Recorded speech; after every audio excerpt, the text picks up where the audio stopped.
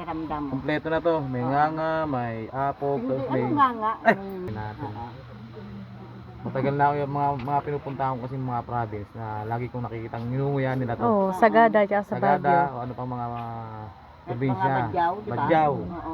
Ngayon, tatry natin kung anong lasa. Dali naman sa adult brush na kutanggal. Isin mo lang kasi una mo pa lang yan eh. Ganyan talaga sa una. Hindi ko siya nakakaalig. Nakakaalit nga eh. Oo, di ba? Yung Kasi lasa wala, niya, hindi pula, kasi yung lasa wala- niya hindi lulunukin. Hindi ko kung lunok mo. Ito ang marap. Yung lasa niya, Anong lasa? parang may mentol.